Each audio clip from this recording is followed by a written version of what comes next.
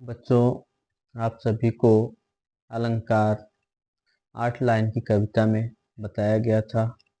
आज फिर से बताने की कोशिश करेंगे और इन कविता के माध्यम से ही आप 8 लाइन की कविता 8 अलंकारों के नाम और उनके विषय में जानकारी प्राप्त कर सकते हैं। तो पहला अलंकार है अनुप्रास अलंकार। बार बार एक वर्ण जो आए अनुप्रास की भाषा। एक ही वर्ड की बार बार आवृत्ति हो वहां अनुप्रास अलंकार होता है। जैसे तरनि तनुजा तट तमाल तरुवर बहु छाए। इस पंक्ति में त वर्ड की बार बार आवृत्ति हुई है, इसलिए यह अनुप्रास अलंकार है। दूसरा अलंकार है यमक अलंकार।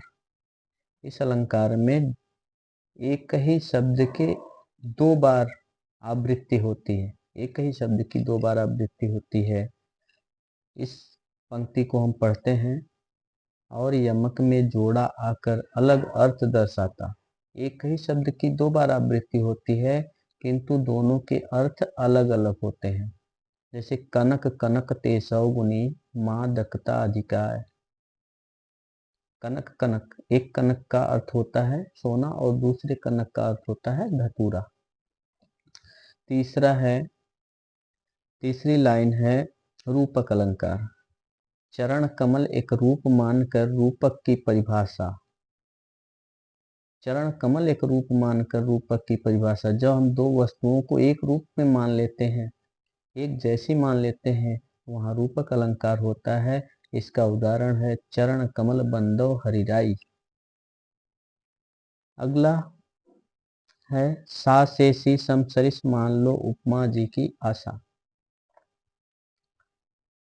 जिस कविता में सा से सी सम सरिस आ जाए वहां आप आंख बंद करके यह लिख सकते हैं कि यह उपमा अलंकार है।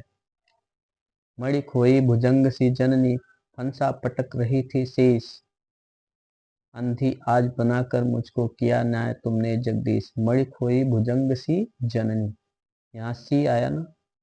फंसा पटक रही थी शीश, इसमें कौन सा अलंकार होगा? उपमा अलंकार। अगला अलंकार है अतिशयोक्ति में चढ़ा बढ़ाकर छोटी बात बताई। अगला अलंकार है अतिशयोक्ति। अतिशयोक्ति में चढ़ा बढ़ाकर छोटी बात बताई, इसमें कौन सा अलंकार है? इसमें उदाहरण क्या है? हनुमान की पूंछ में लग्न पाई आग, लंका सारी जल गई गए निशाचर भाग।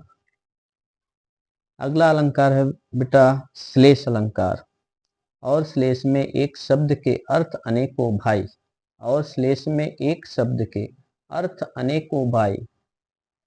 इसके पहले हमने बताया अतिशयोक्ति अलंकार। इसमें चढ़ा बढ़ा करके, छोटी बात को चढ़ा बढ़ा करके बताना ही अतिशयोक्ति अलंकार होता है। अब यह श्लेष अलंकार है। इस अलंकार में और श्लेष में एक शब्द के अर्थ अनेकों भाई। एक ही शब्द के अनेकों अर्थ। जैसे काली घटा का घमंड घटा। घटा तो एक ही है, लेकिन इसके अर्थ अनेक हैं। दूसरा उदाहरण है रहीमन पानी राखिए बिन पानी सब सून। पानी गैन उबर मोती मानस चून। पानी शब्द के अनेकों अर्थ हैं।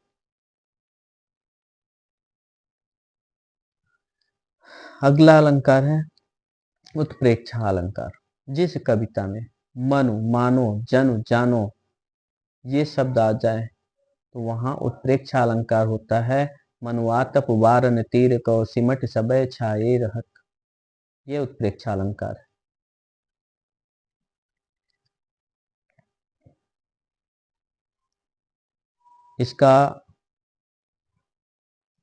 इसका एक उदाहरण और है। उस काल मारे क्रोध के तन कांपने उसका लगा। मानो हवा के बेग से सोता हुआ सागर जगा। ये तो किस अलंकार का हो गया? कौन सा अलंकार था?